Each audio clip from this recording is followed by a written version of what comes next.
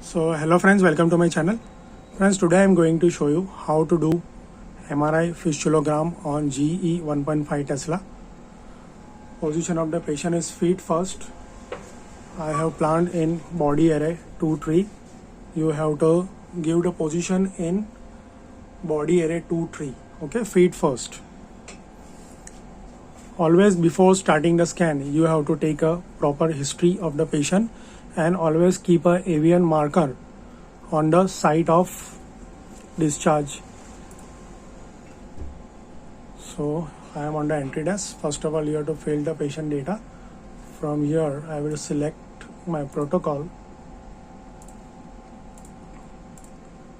start exam.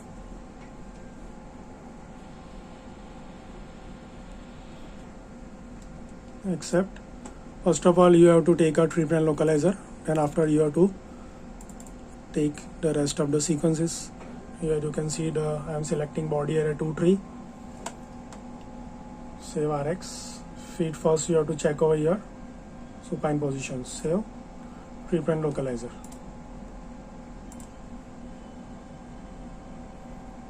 Clinically, always you have to test the patient where is the site of discharge.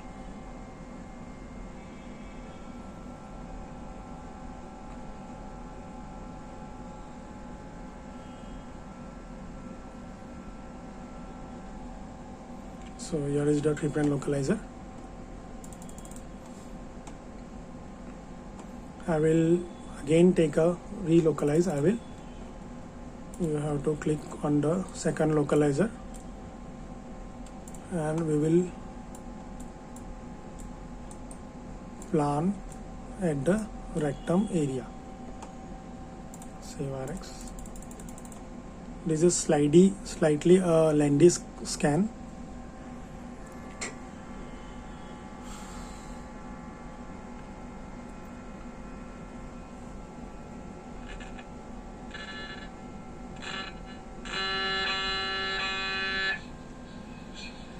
So now here is the localizer. Double click on the calibration and select the second localizer and calibrate the images. Always whenever you are doing a fistulogram, first of all, always you have to take a sagittal fazer T2 sequence or sagittal stir sequence, whatever you want. Here I am taking a sag fazer T2 sequence. I will plan on a coronal images as well as on a axial.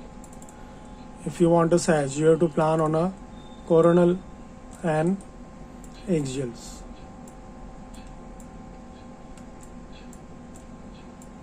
"20 images are enough, and always take in a minimum slice thickness and a minimum spacing. Okay, because sometimes a fistula tract is very tiny sometimes. So if you are taking a thin sections, it will be worthwhile. So here is the plan. You have to cover for sagittal, exactly you have to cover this anus region in a midline. Okay, check in a coronals as well as simply you have to cover this anus region with 20 images or moreover whatever you want. So this is the plan for the sagittal image. After getting sagittal, I will show you the rest of the plans, how to plan rest of the sequence. So first of all, I will start this sag sequence. Save RX.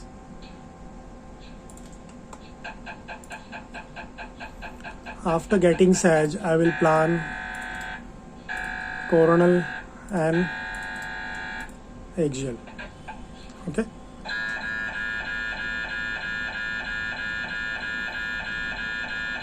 Up till that you have to wait 3 minutes for sagittal fazer T2 sequence. Now the sag fazer sequence is going to get over. Now I will click on a stir sequence. I am taking coronal stir, double click, and we have to plan on sagittal as well as on eggshells. First of all, you have to set your FOV on the coronal. Now what you have to do, you have to click in this Sage box and enter the Sage FATSET sequence. Now I will show you the planning, how to plan coronal sequence. In fistulogram, you have to take a oblique. Here you can see it is a sigmoid colon and this is rectum. This is rectum area. You have to plan parallel to rectum for coronal stir sequence. Okay. So what I will do, first of all, I will set the FOV on the coronal. Then again I will take with a minimum slice thickness. There is no need to cover this anterior portion. You have to simply cover this rectum area. Make a single slice and do parallel to rectum. Okay. So this is the plan. You have to do parallel to rectum for coronal stir. Now simply increase the images. So this will be the plan for the coronal stir.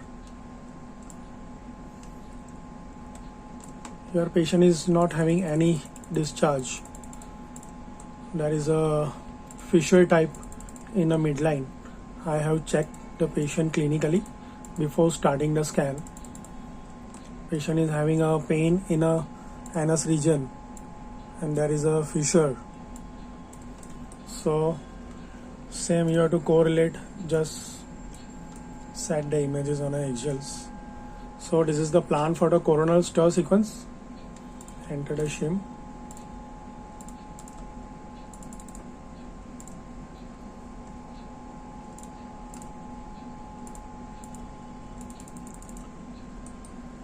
You can increase the images as per the need. Don't worry about the timing for this scan, okay? This scan is time consuming, but you have to diagnose because there will be a tiny fissure or a tiny discharge. So this is the plan for the coronal stir. Save RX and start. Now I will double click on a coronal T1. Simply you have to copy with the coronal stir. Copy, same to same sequence, same plan. Coronal T1 is just for the anatomy purpose. Okay, so this is the plan for the coronal T1. Now after getting a coronal, I will show you the planning for the axial FATSET T2. What you have to do, double click on an axial. Again, first of all, you have to set the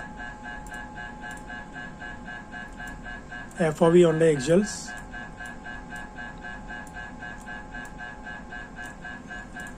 Enter the sagittal FATSET T2 in a sagittal box. Now we have did a parallel in the coronal sequence. Now we have to do perpendicular to rectum for axials. Okay. Again I am doing one slice. I will show you this plan. So this is perpendicular to rectum. This is rectum area and this is perpendicular to rectum. Okay. So this is the plan for the axials. Now you have to simply increase the images. You have to cover from the prostate up to the end of the gluteal. Okay. Images will be approximately 30 or like that, 31, 32. Slightly it is time consuming, but you have to diagnose the patient before you take out. After getting coronal, I will enter the coronal in the coronal box and again I will check my planning. For coronal you have to do perpendicular to rectum and for axial you have to do for coronal you have to do parallel and for axials you have to do perpendicular. Simple. Now wait until the coronal stir sequence got display. Sometimes what happens, the patient is having a pyeloneedle sinus also over here. So always before starting the scan, you have to check the patient clinically.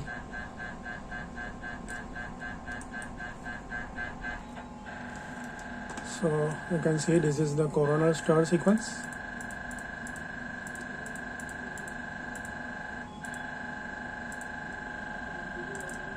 Here is some hyperintense signal in the anal canal.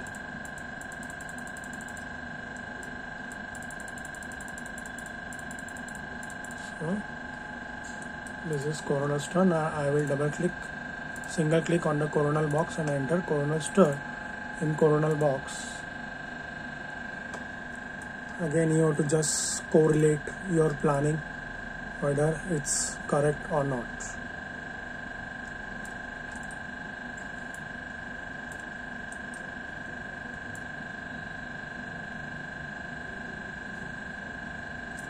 Okay, so this is the planning for axial fat set T2. Enter the shim.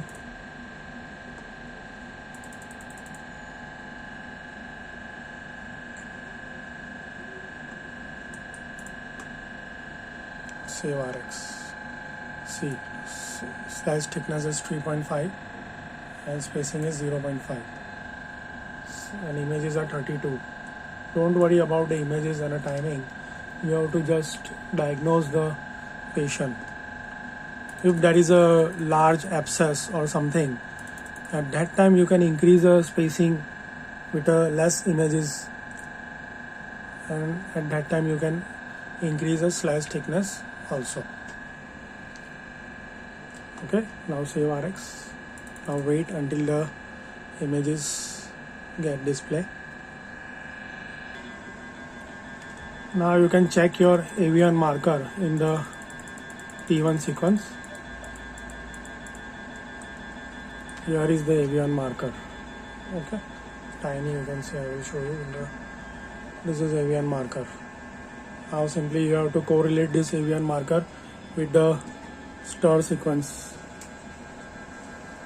whether there is a lesion over there or not. So here is the avian marker, and here are the hyperintense signal. Maybe it's a fissure. Now axial is left.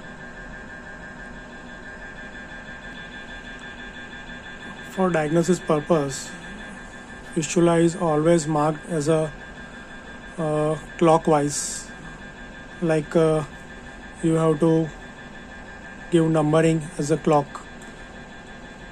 Up is a 12, down is a 6, here is a 3, and here is a 9.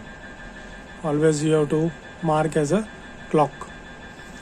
And fistula track is also always marked as a clockwise, like 3 o'clock, 7 o'clock.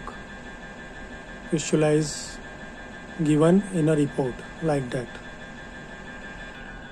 So this is the protocol for fistula, sag FST2, coronal stir, coronal T1, and axial FST2. Only 4 sequences you have to take. Now the axial is also completed. You can see the hyperintense signal over here. This may be a fissures. So this is how you have to do MRI of fistulogram on GE 1.5 Tesla. Hope this video will be informative for you. Please like, share and subscribe my channel and press bell icons for more updates. Thanks for watching.